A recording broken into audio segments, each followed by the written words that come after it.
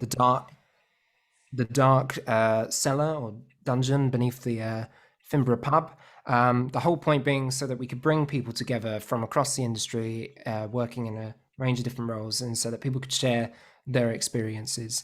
And then usually we would have a drink and a bit of a chinwag afterwards, which that luxury has been taken away from us, unfortunately. But Oh, sorry, 1 second. hopefully it will come back very soon. But nonetheless, we always appreciate these guests coming in and sharing their amazing experiences, give them an opportunity to talk about their careers, and just open it up to any questions at the end.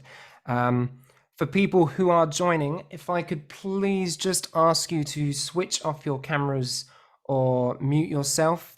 There will be a chance for you all to show your beautiful faces at the end when we say goodbye, or when you want to ask a question. Thank you very much all for joining. I'm very honoured to be introducing our first guest this month. Sepy is and please do jump in, Sepy, if I get any of this wrong.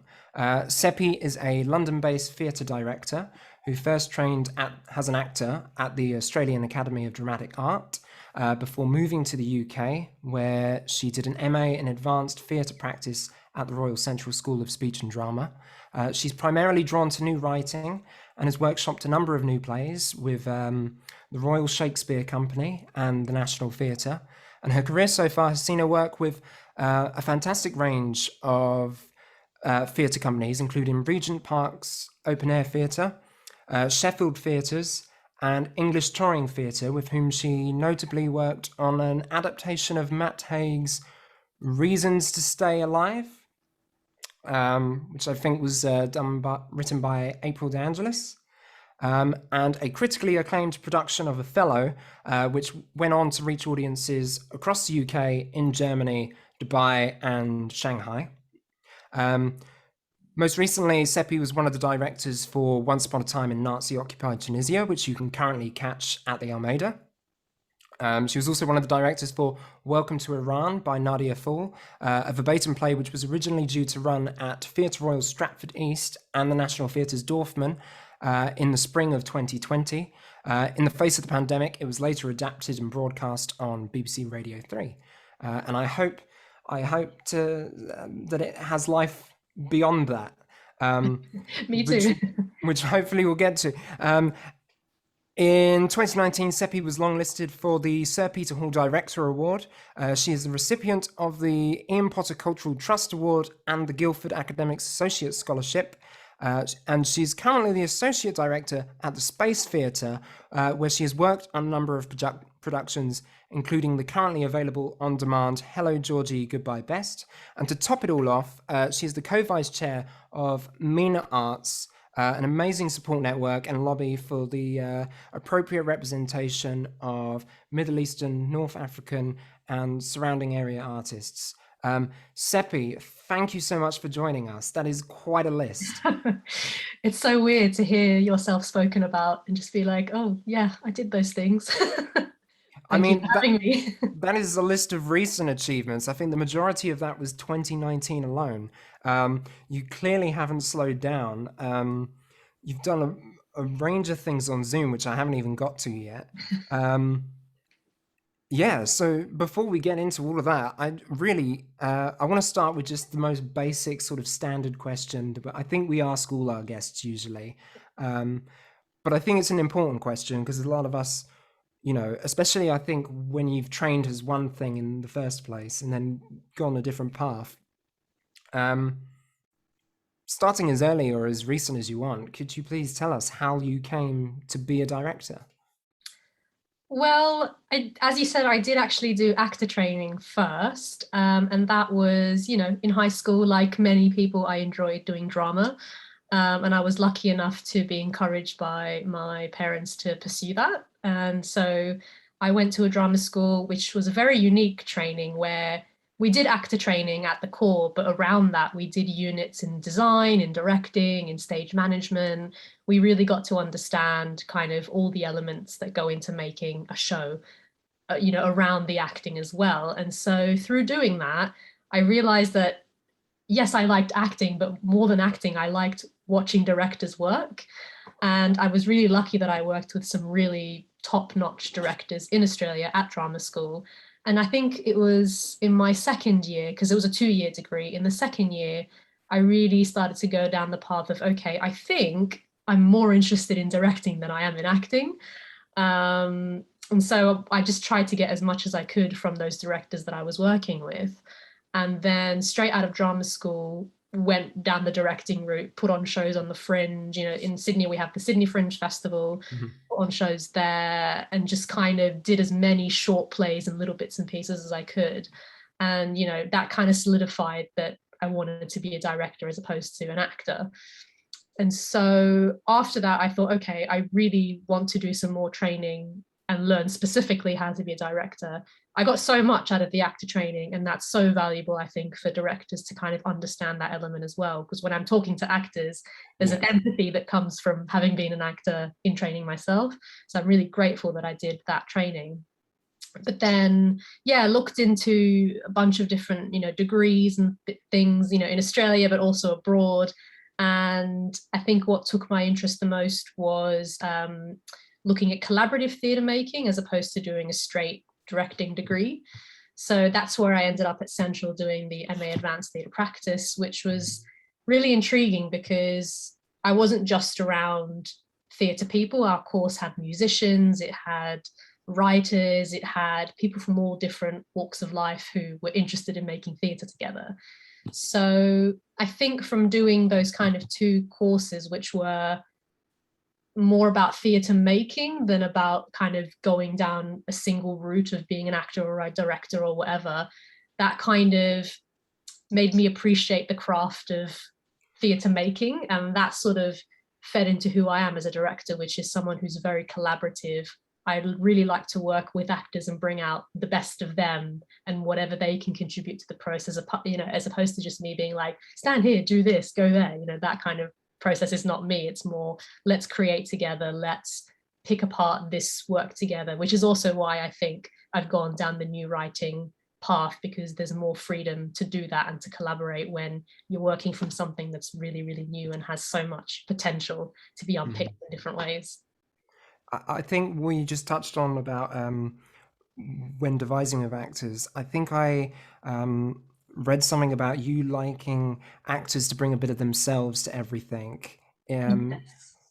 Whether or not that's whether they play an instrument or just bringing skills out that they might not otherwise bring to the table. And I thought that was really cool. Yeah, I think my kind of trademark somehow has become to have a live instrument or live singing in pretty much every show I do, because why the hell not? It's just so beautiful. If you have that skill, use it. Or if someone speaks a language, use it. Yeah, flaunt your stuff. That's kind of, yeah, I'll find out what actors can do and then I'll find a way of using it in a creative way. During my deep dive on you, I found that you said that there were a few pieces of work that you saw in Australia that changed your life, and they were only possible due to touring, which I think says a lot about how you feel about touring. But also, I think it's really interesting to hear about what shows made people go, wow, that's what you can do, and then that sets people off on a trajectory. So I think you also gave a list of 5 plays that you said you would take onto a desert island, but I imagine that list changes all the time. But I do wonder about these plays that you saw in Australia that influenced you and what those were. Yeah, I think 2 that come to mind, really. The first one, in Australia, we've got the Adelaide Festival, which is sort of our equivalent of Edinburgh. It's the second largest fringe after Edinburgh. So I went to the Adelaide Festival must have been early 2013. And there's a Belgian theatre company who I don't speak Belgian, so this will be terrible pronunciation, but they're called Ontroerend Goed. And they're known for doing one-to-one and kind of interactive theatre pieces. And they brought this trilogy of interactive shows. The first one was called The Smile Off Your Face. The second one was called Internal. And the third one was called A Game of You. And for each of those shows, you had to book in your slot, and you went in and it was one-to-one, and you went through, I think each of them was about half an hour long, and I'd never experienced anything like that where the performer was literally in my face, talking to me, touching me, interacting with me, and it was, yeah, unlike anything I'd ever seen. I don't necessarily want to make one-to-one theatre, but kind of being able to have the chance to experience that, you know, a company coming from Belgium to Australia. At that point, I'd never been outside of Australia. So just having the chance to see what was happening in Europe and what's this company that I've heard so much about, but never been able to experience. So I think that opened me up to different ways of making theatre and interacting between the audience and the performer. And then the other show that stayed with me, and I hope one day I get to direct it. So if anyone's programming shows, program this and let me direct it. But it's a play by Anthony Nielsen, which is called Edward Gant's Amazing Feats of Loneliness. And that was actually first done by Headlong. But at that point, I didn't know about Headlong Theatre Company because I was only, I don't know, 18 or 19 at the time. And the premise of that show is about a traveling troupe of performers who go from town to town. You know, they do their performance, they tell their stories, and this is meant to be their final performance, which is, you know, when we join them as the audience, they're doing their final performance of their famous show.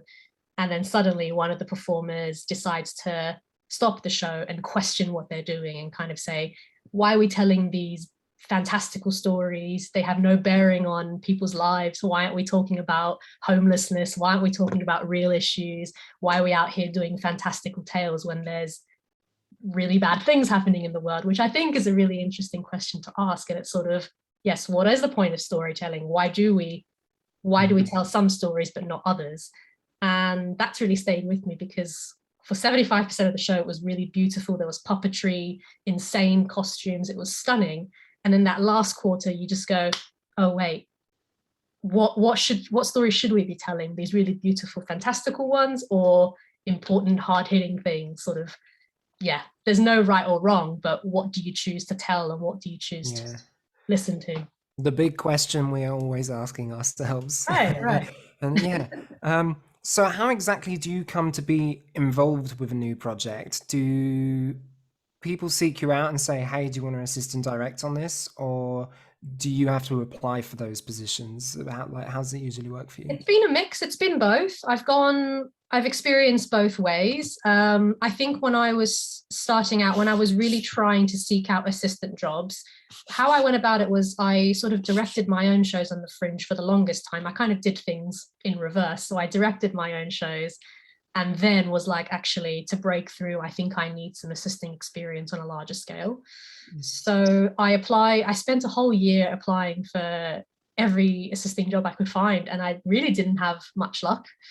And then my first assisting job, which was at Regent's Park, that came about in a weird way because I'd applied for an assistant job they'd kind of openly advertised, didn't get that. But then a year later, when they had their next season, the artistic director who'd interviewed me said, I remember you from that interview. I think you might be a good fit for this job. Come in and meet the director. So I couldn't believe that a year later, he still remembered me from that interview.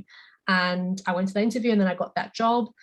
And then ever since then, it's been a mix of so-and-so told me about your work. I think you might be a good fit for this. Come in and meet the director.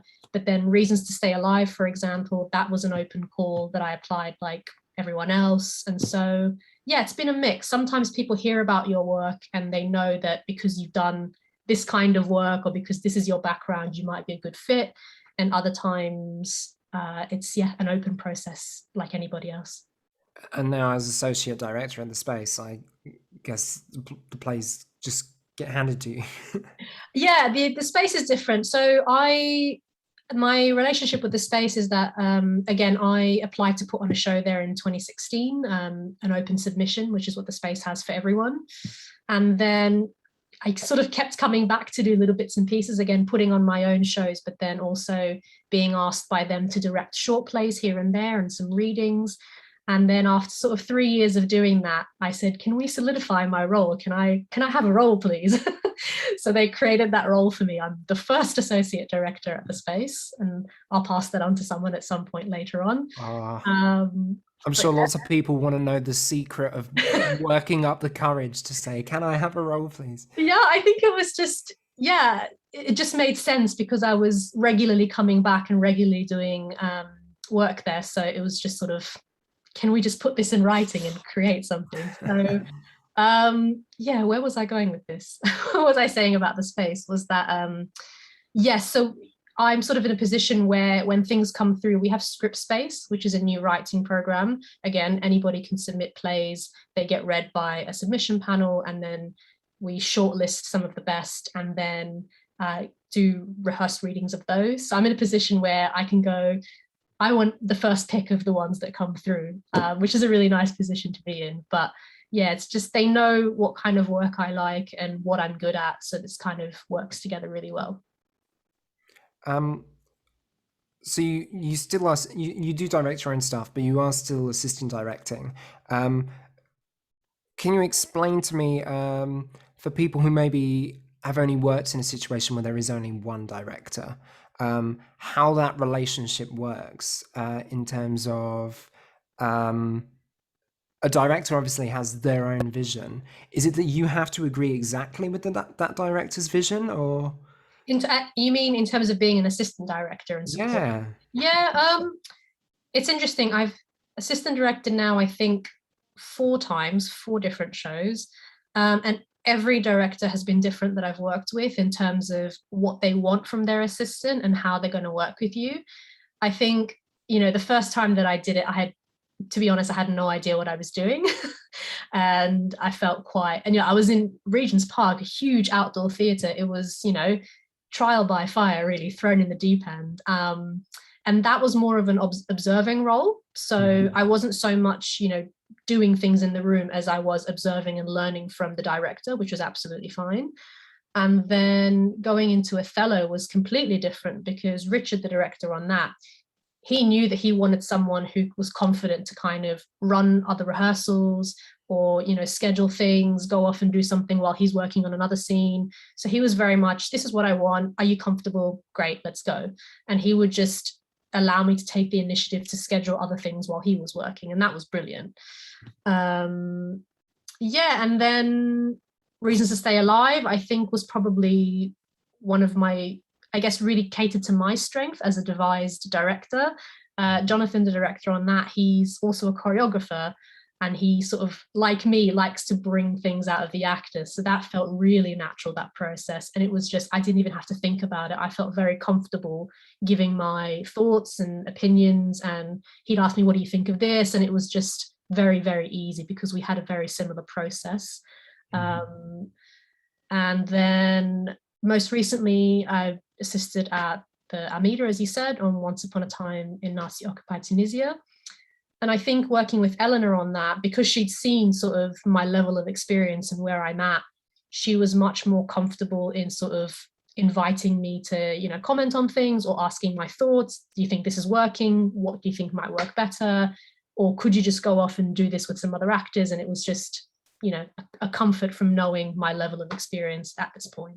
I think one of the common things that comes up when we've had directors come into the forum before is they often talk about the need to do their own dramaturgy. So I guess in a way, having an assistant director almost relieves that pressure because you are effectively acting as a dramaturg if they are turning around to you and saying, "Does this work?" Yeah. If that's what they want, if they want to kind of have another pair of eyes and kind of go, what do you think? Is this working? What could we do?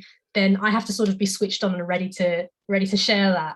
I've always in the back of my head got some thoughts of maybe we could do this, or I'm not sure this is working, if I'm asked for it, because some directors don't want that. They're just like, leave me to it and support me in other ways, and that's also totally fine. But yeah, in a way, being an assistant is just being that support network for however the director wants to use you and wants to kind of, assign tasks to you as and when. I want to give you a chance before we move on to MENA to talk about Welcome to Iran, because I think it very much embodies what MENA Arts is all about. And I want to hear what it meant for you to be working on it as an Iranian Australian. And will we see it performed anywhere anytime soon? Yeah, so I mean, that was a really, really special project, and really sad that the stage version, unfortunately, got postponed because of COVID. We got through our first week of rehearsal and then stopped. But the kind of importance of that piece was, it was the first time in my life, in my career, that I would have seen Iranian characters on a main stage anywhere in, UK or Australia. So that was really special to me, that our stories were finally going to be told, and with a brilliant cast of, Iranian and Middle Eastern, North African actors. And also it's a verbatim play, so it was drawn from real life testimonies of Iranians right now, so that's why it was quite special to me to see that and to see myself represented. And I'm sure all of the Iranian community was going to turn out en masse to see themselves on stage. So will we see it? I hope so. I'm still waiting to hear. I think it was quite a unique thing because it was programmed from Stratford East straight into the Dorfman. Having that perfect timing is a rare window, but never say never. But doing the radio version was really cool as well, because that was my first radio experience. And I really realized, it goes without saying that they're different mediums, but you're really playing to different parts of someone's brain when you're, our show was very visual. There was going to be projection, there was going to be these incredible set elements, and suddenly we had none of that. It was just about the pure storytelling. And with a cast of, I think, 10 characters, it was suddenly like, okay, how can we make this as easy to follow and clear, and how can sound support that? I think for Nadia and I, we really had to think about how sound effects and how ambience could help. Like when they're running across an airport, how do we convey that? We needed to record their footsteps and things like this that we never would have done otherwise. So it was a really great learning experience. And I think actually listening back to it, I listened to the live stream and I got quite emotional because I'd been with that project for about 6 months. So to finally have it come to life in some form was really, really special. Amazing. Speaking of suddenly being forced into different mediums, you've done a lot of readings on Zoom in the past year. Zigzag by Philip Catherwood, Ruin by Willis Hamilton Felton, and some shorter pieces such as Mayday by Grace Chapman, and Staring at a Nan Goldin Photo, which is a fascinating title, by Francis Grin, and A Whole Fucking Case of You by Jane Alex Britt. Do you think now that things are starting to open up that we are going to be saying goodbye to Zoom performances, or do you think they're gonna linger around? Because we feel like we've very much become accustomed to Zoom now, but it is still very much a new medium. In a lot of ways, even film's a new medium. But have you learnt anything from doing those Zoom readings and productions that you're gonna take or revisit Zoom? Yeah, I think, as with everyone, I never expected to be doing so much online stuff. When I directed the very first couple of pieces, I was like, God, what am I doing? I don't work for I've never done camera work. I've never done film. I don't know what I'm doing. How do I direct actors in this way? Oh God, they must think I'm terrible. It was a lot of self-doubt because I just had never done anything on a screen before. But as with anything, the more I did it, the more I figured it out. Do I think it's going to stick around? I think it's made us aware of the possibilities and how you can reach so many more audiences, especially, a lot of stuff that I did was with the space. We did a lot of play readings, and we had far more people coming to those online play readings than we ever have in person at the space. We had people in countries that would never have otherwise engaged with our work. And we've now incorporated live streaming into our regular programming. So nowadays we will offer all the companies to do at least one live streamed version of their show at the theatre, which the space takes care of all the camera work and all of that. So I think we're probably going to find hybrid ways of working because we've learned about the accessibility and the way that we can get new audiences and reach people who might not otherwise have ever seen the work that we were doing. So I think it will stay, but not necessarily in the way that it was at the peak of lockdown, but I think finding hybrid ways and reaching new people for sure. But what I've gotten out of it is that I would like to do some more screen work. So, at first I was terrified, but then I started to enjoy it. So we'll see what happens. So MENA Arts was launched in December 2020. It's relatively new. For anyone who hasn't heard of you, can you tell us what MENA Arts has done within, I mean, it's not even a year old yet, but can you tell us what you've done in the months so far?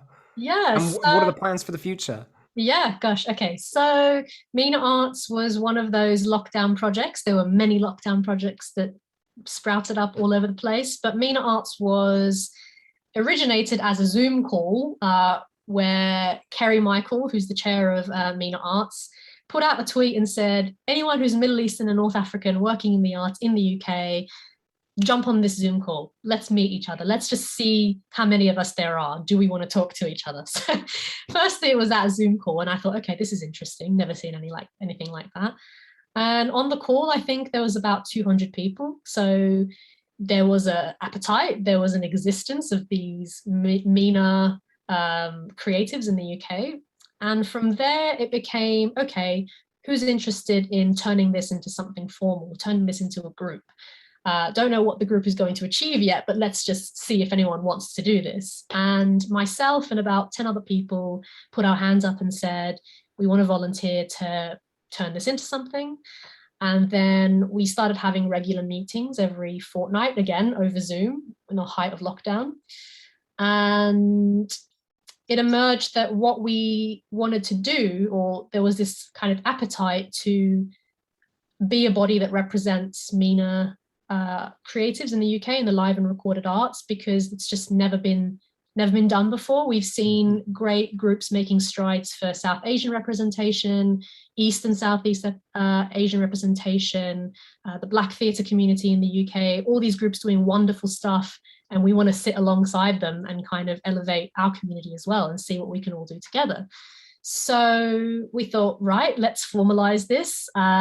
Took a while to create a name, but we got there. MENA Arts UK, obviously Middle East and North African is what MENA stands for. And since we kind of formalized ourselves as a group, our kind of first thing that we really wanted to do is to have directory, because we found that there's this excuse that gets used that, oh, you know, we really wanted to have a Middle Eastern actor. We really wanted to have a Syrian director, but we just couldn't find them. Yeah. We're like, that's not good enough anymore. Yeah. So, search beyond your postcode. right, exactly. It's like, no, we know they exist. Let's make them readily available to you so you can never use that excuse again.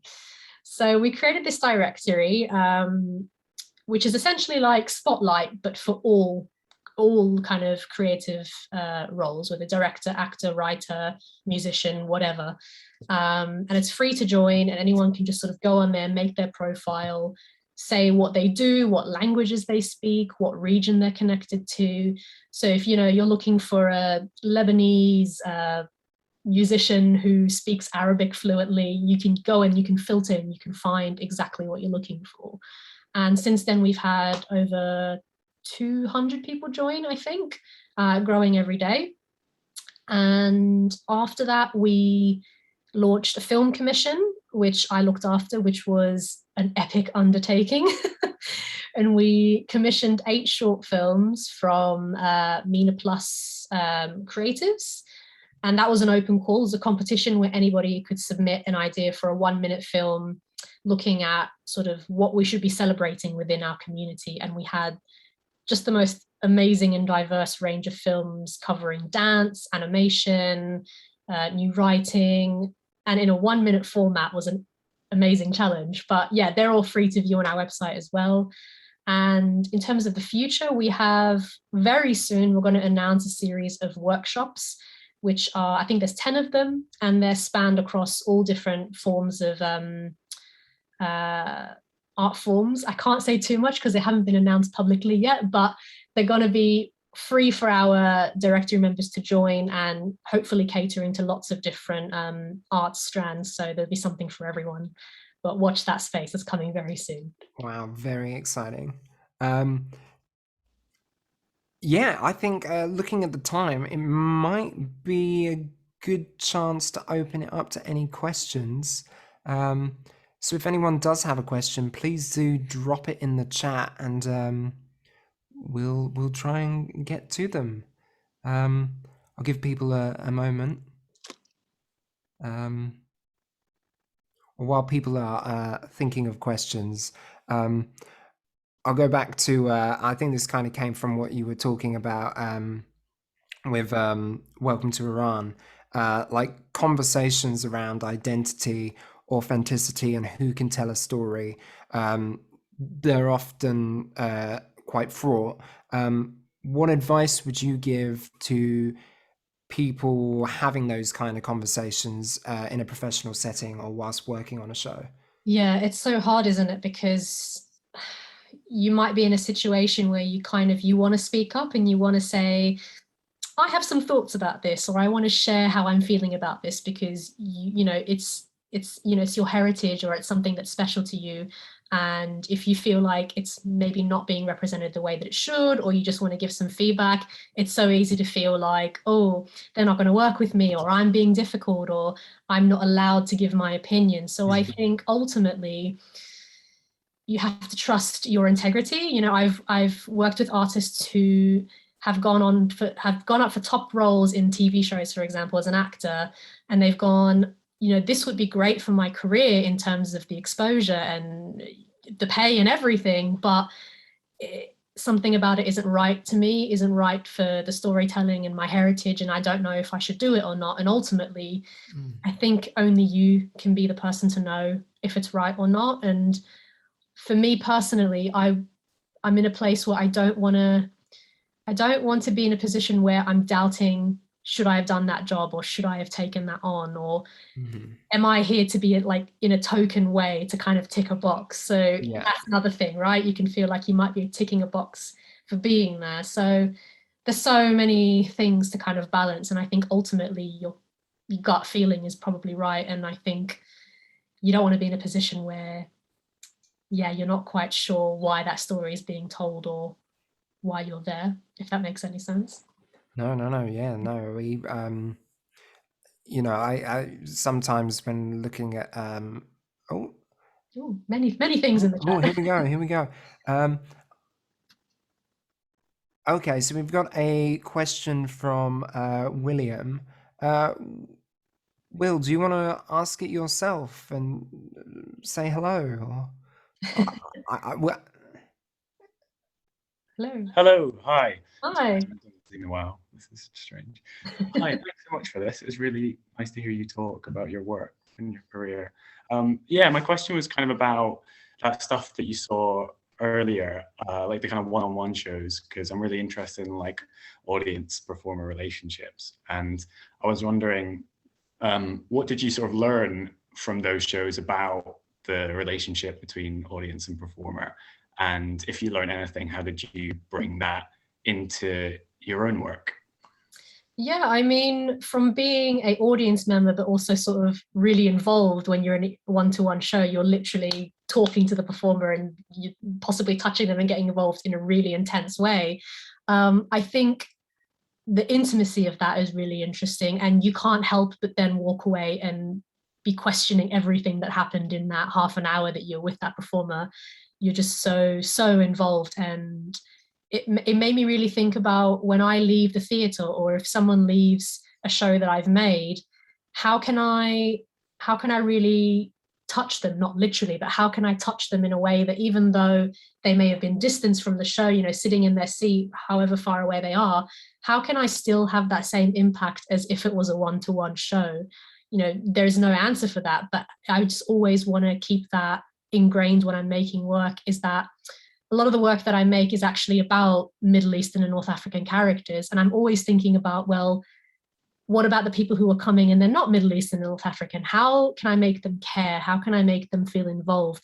And I think that's probably come from shows like The One-to-One, where I felt super invested in someone I just met for half an hour. So then if I can make a non-MENA audience invested in a story that they're not necessarily culturally connected to, then I feel I've succeeded in that way. So I guess it's that intimacy and that sense of connection that I've taken away from those more experimental forms, but always wanting to keep it in the back of my mind when I'm making more traditional theatre. Great, thank you very much. Thank you. great question. Oh, that's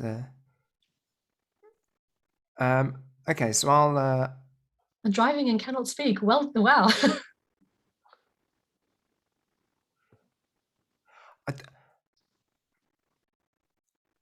Yes, there is a question. There is a question at the top. And Jessica wants to ask you a question about MENA. Does advocacy and quota policies have a risk of diminishing the quality of casting or interfering with artistic freedom? Yes, I'm just reading the full kind of Yeah. of the marketing choices. Yeah, I mean, I think I can speak from MENA Arts perspective, is that we're not looking to say you must cast this or you must have this. But when there's a show like Joseph and the Amazing Technicolor Dreamcoat, for example, which is set in the MENA region, I think what we're just asking for is for people from that region to be seen. They may be seen and you may then go, okay, these people don't have the right skill set, or they're not the right performers, and that's absolutely fine.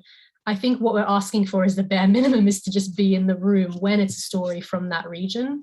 I've been in other rooms and seen other productions where I have wondered, did they even try to look for such and such performer from that region, or did they try and look for creatives from that region to bring that knowledge into the creative side of things? So I absolutely agree that at the end of the day, it should be the right performer or the right creative for the job with the right skills.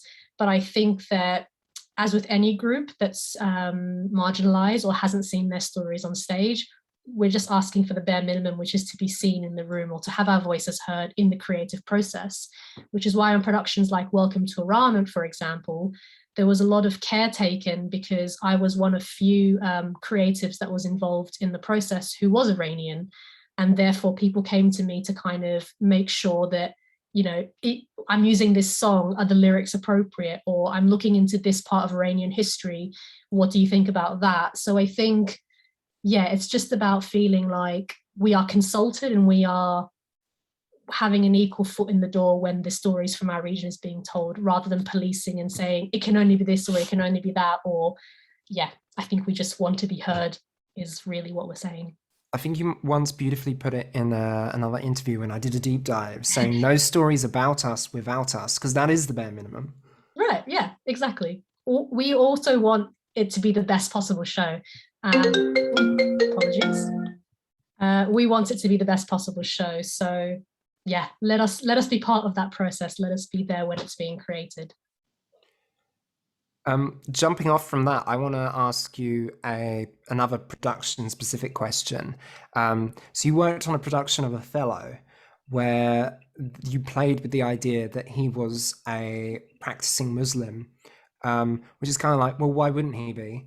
And that he was hiding that from other people, which, you know, really raises some questions about identity. And, you know, you took this all over the world, so I'm really curious to know how that, I mean, I can see how that resonated with a UK audience. So I want to know if there was a noticeable difference in reception in, say, Dubai or Shanghai. Yeah, it was interesting. Firstly, we took it all around the UK to various regional theatres, which was wonderful. And I think even then, every city had a different response. Sometimes they were quieter, much more engaged and sort of serious, and other places could see the lighter parts, and it was more of a, you know, rounded experience. Unfortunately, I didn't get to go to Dubai when they toured it there, but from being part of the rehearsal process, there were actually some changes that we had to make, because of course Dubai, that audience, we may have had a Muslim audience, and we had to be sensitive to certain things that had to change to make it appropriate. So that was a really good learning experience in itself, kind of when you take it to a certain country, and we couldn't say the swear words, for example, so we had to change the swear words or things like that. But I did go with it to China, and that was really, really interesting. The audience response was completely different, I think, to any place we'd gone to.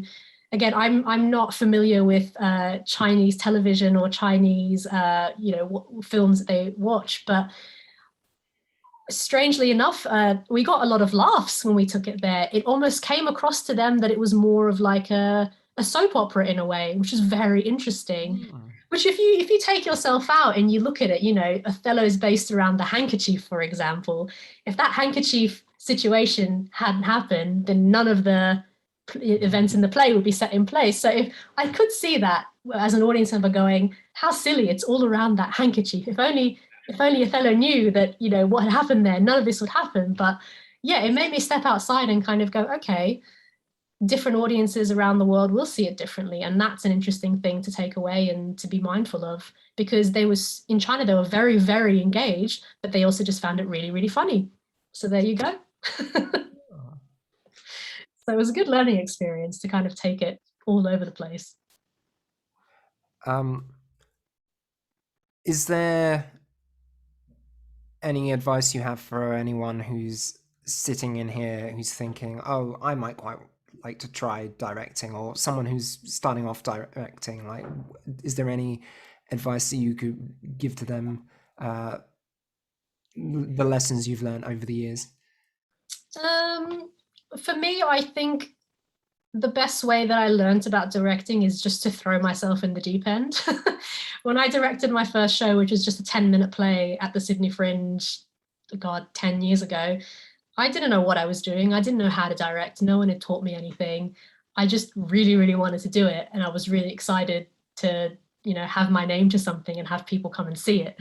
So I think by throwing myself in there when I was younger, at which point I had less self-doubt. And I think the older you get, it's easier to have self-doubt and kind of have imposter syndrome.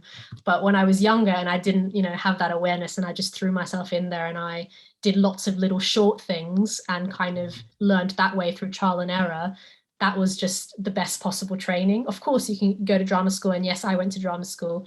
But I think the bulk of my learning came from getting it wrong, from going out there and doing little fringe plays and just learning that way before I kind of came to assist on larger scale shows. So I would say, yeah, go and do short things, go and try things, and don't think about it too much, because I think that was my saving grace, was that I was young enough to not think about it too much and just do it and learn from it. So yeah, just get out there and try it. And that's the best way of learning, is to make mistakes on the fringe, and then you will get stronger as you go, and you'll realize what it is you want to do and what stories you want to tell as well. Great. Does anyone else have any questions? I do, actually. I'm not sure whether it was, maybe you don't want to ask. I put it up earlier. I don't know if it was missed or whether it was just not a good question. It was, do you feel current events make MENA particularly important? And if yes, how do you see MENA responding to that?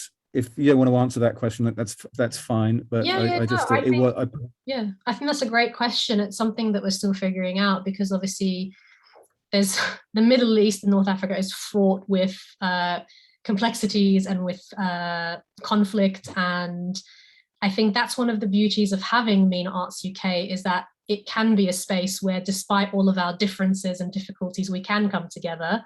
But at the same time, we have to be aware of how it can feel to our members to be in a space with people when some of our countries are still at war with each other. But in terms of how we respond to that, it's something that we're still figuring out. You know, with Afghanistan, for example, we're trying to think of, well, as an arts organization, what's our responsibility? We know that we're not a charity, we're not Amnesty International, but we are an arts organization, the first of its kind, that's brought together artists from that region. So what is our responsibility? And I think ultimately what we want to find is a way of responding to world events through art, through the work that our members make. So we haven't figured it out yet, I'll just be honest, but we are talking about, what is it that we have to say as an arts organization? How can we facilitate that? I've seen, for example, Tara Arts, they've recently done a call out for Afghani artists, and they're going to create some sort of artistic response. And I think that's wonderful. I would like us to be doing something similar going forward, where when something happens, when it's, you know, on such a large scale like Afghanistan, or what's happening in Palestine as well, what is it that we can do? Well, how can we contribute in a way that's appropriate for us as an arts organisation? So it's an ongoing conversation, and it's an important one to have. So thank you for having it. Yeah, Nick, Fine. sorry. I mean, sure, sorry. Sorry, I think I just missed you off because the chat got bombarded with a couple of questions after you. So thank you for jumping in. Can I just ask a follow-up? I mean, you talk about the ongoing conversation. I mean, maybe that's it. It's not a question of actually having saying this is what we think, but providing a forum in which those kind of issues can be discussed, possibly. Yeah, you're absolutely right. It's how do we hold that space, or how do we make space for those artists to say what they need to say? And would you get together with Tara, or I mean, would that be a possibility, do you think? Or? It might be, yeah. Maybe it's a collaboration. So yeah, but I'm personally quite inspired by that kind of approach, which is centered around being an arts organisation and how we have that unique responsibility and voice. Thanks very much. Are there any exciting MENA work productions at the moment that you would like to, or artists that you would like to give a shout out to, or do you think we should know about? Oh, okay. Well, there's an artist that I'm quite inspired by, and I'm looking forward to seeing what he does next, which is Javad Alipour. He's a British Iranian writer, theatre maker. He recently did a show, Rich Kids of Tehran, something to that effect. It had a long title, but in it had the Rich Kids of Tehran, and it was an interactive performance inspired by the kind of the scene in Tehran, really, which is the capital of Iran, and it's quite a fraught city. You know, you go from one side and it's very, very rich and wealthy, and you go to the other side of town and it's the poorest, the poorest of society. And it was kind of picking apart what it means to be in a city which has such complexity and has such different levels of society within just one town. So I think he does some really interesting work, and he gets the audience involved digitally. He did another show which was called The Believers Are But Brothers, where you use your phone throughout and you're part of a WhatsApp conversation. And that was about the way that Muslim men are drawn into extremism and kind of extremist acts, and how that happens, and how a man might find themselves in that situation. So it used WhatsApp to a really powerful effect. So I'm intrigued by artists like him who break forms and who use different formats. Again, I don't think that I would necessarily use WhatsApp or I would do a one-to-one show, but I love going to see shows that use those different techniques to kind of challenge what theatre can be. So yeah, I'm looking forward to what he does next. And also lovely Carmen, who's your part of the Finborough as well. I believe she's under commission with Diane Zora, another fabulous MENA artist at the Almeida. So I'm looking forward to seeing what they do, what they come up with, because it's very rare to have not one, but two or more MENA artists working together. So that always makes me very excited. Yeah, we're out here doing our thing. So very much appreciate the shout out. Does anyone else have any more questions? Because we are getting towards that time. If not, I'm going to ask another fairly standard one, but one that with my literary background, I feel I need to ask. What do you look for in a play? Oh, it's pretty boring, but for me, a play that I direct has to be about the here and now. I'm not particularly interested in historical plays, no offense to anyone who is, because every play has its place, but I have to tell stories that are about here and now, because I just think there's so much stuff happening right now that I'm desperate to be talked about. And so when I find a play that kind of talks about something that I know is happening in the world but hasn't necessarily been seen on stage, I get very excited. So something like Welcome to Iran, for example, where I go, oh my God, finally, I know all of these things are happening in Iran and I've never seen it on stage. Yes, let's go, let's do it. So yeah, plays that kind of tackle things that are happening right now. Perhaps plays that look at things that are difficult to talk about. For example, Once Upon a Time in Nazi-occupied Tunisia. That's looking at the relationship between two Tunisian couples, one who is Muslim and one who is Jewish. and the conversations that get set in place. I know it's set in 1943, and I'm kind of contradicting myself about historical plays, but it's close and it's modern enough. Right, the things that it's talking about are very relevant to what's happening now, you know, with Palestine. So yeah, if it speaks to something that's right now, then I'm just like, yes, give it to me, let's do it. Mhm. Great, thank you. Does anyone have any more burning questions? I think everyone just wants you to ask the questions. I mean, I'm very grateful for that. This is the first time I've done one of these, so I'm very. Okay, can I just, plays don't have to be about now to be set, don't have to be set now to be about now, do they? So I mean, you can look for plays that are. That's true. Yeah, as long as it speaks, for me, as long as it's speaking to the here and now, then that's what excites me personally. Mhm. Do you have any plays like that? I mean, that you're thinking of doing? Not at the moment. I'm just always searching for new writers. So for me, if there's something that comes along by a first-time writer, then that's particularly exciting for me, that I get to help shape that new voice and support them on that journey. Thanks.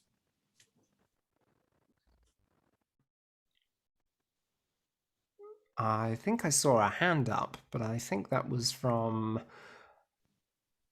Hi, can I just pop in and ask a question, if that's okay? Sepy, I'm just wondering about what advice you might have for somebody who is of perhaps a Middle Eastern background, but actually just say a non-Indigenous background, and they're starting out as writers. Sometimes I feel that they might be a bit concerned about writing about their own background because they're afraid that people won't listen, it won't go on. They might rather perhaps reflect what's they see on soaps and that. So I just like, if you're talking to a young person, probably 16, 17, wants to get into writing for stage, but is a little bit unsure about writing about their own tradition, what advice would you have for them? So just to clarify, when you say non-Indigenous, do you mean someone who hasn't necessarily lived in that country? Or... No, I'm sorry, their background is not British, for example. Oh, I see.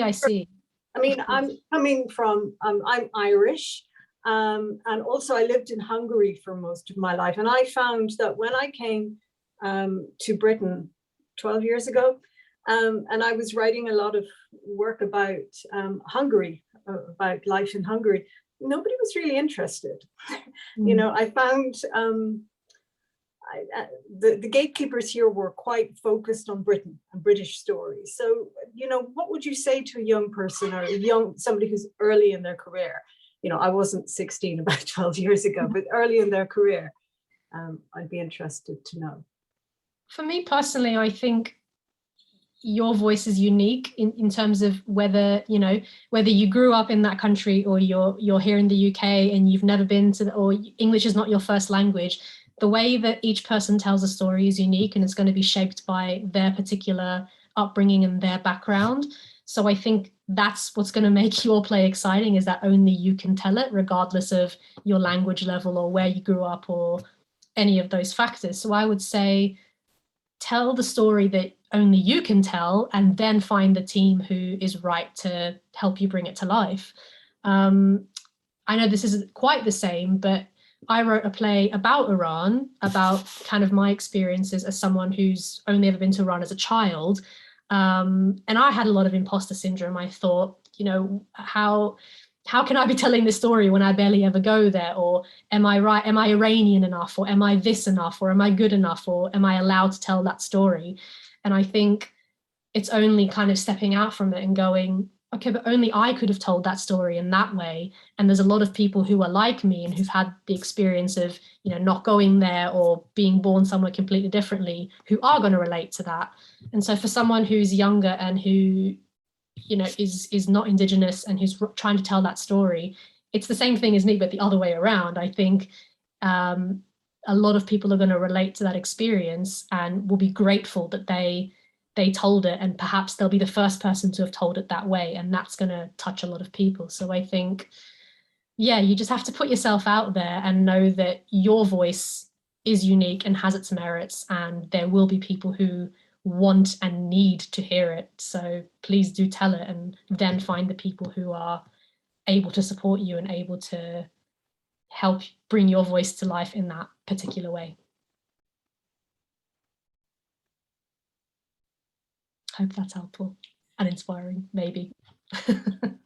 Great, thank you very much, Sepy. Yeah, that's sort of what I was looking for there, because I did find when I first came here that you know, the experience of an Irish person in Hungary was just perhaps not very interesting to people from Britain who had some interest in Ireland because they had some knowledge of Ireland, and you know, they are familiar to an extent with Irish theatre, but none at all with Hungarian. So yeah, it is, you know, I think it's so true that you do have to tell your story, but sometimes you can be up against it in terms of interest.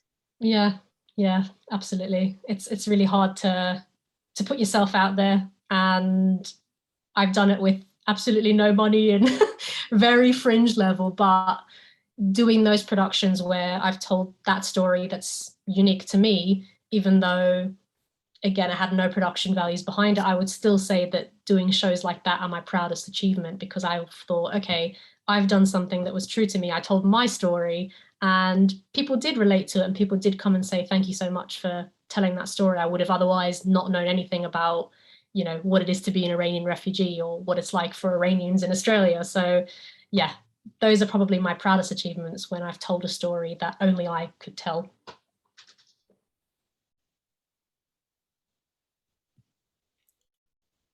Amazing. I believe that brings us to a very strong and powerful conclusion. Thank you so much for joining us, Sepy. This has been a delight. It's been wonderful to hear you talk about representation, integrity. Yeah, I really like this idea of integrity and authenticity and how those two weigh against each other. Thank you to everyone for joining and throwing in your questions and just being here, and your continued support at the Finborough. I do have to give a shout out to the George Gachias and Donald Howard Society of Friends Awards and their continued support and sponsorship for the Finborough. Neil, do you have any bits and bobs do you want to throw out? Do you want to sing a song? I really don't want to sing it. Well, I can sing a song. You won't like me singing a song. Thank you, Sepy, so much. I always do the parish notices at the end of the Finborough Forum. So just to tell everyone, we reopen to actual live human beings on September the 14th. We are going to be pretty strict, so you need to have your double vaccine or have done a test before we let you in, and you need to wear a mask because the theatre is very small and we don't want to kill anyone. But I hope you will come along and see some wonderful shows. And we have a Middle Eastern show to open, not quite Jerusalem. So come along, check it out. I will. Thank you. Right, thank you very much, everyone. Thank you for joining, and have a lovely evening. Thanks again, Sepy. Sepy Baghaei, everyone. Oh, thanks for having me. This would be where the applause is. And then... Very much, Sepy. Yeah, I guess everybody can turn on their camera now. Yes, turn on your cameras. Give us a wave. It's nice to see faces sometimes, if you like to. Okay. Okay. So, okay. These people are in their pajamas. Probably. Okay. Lovely. Right. See you all very soon.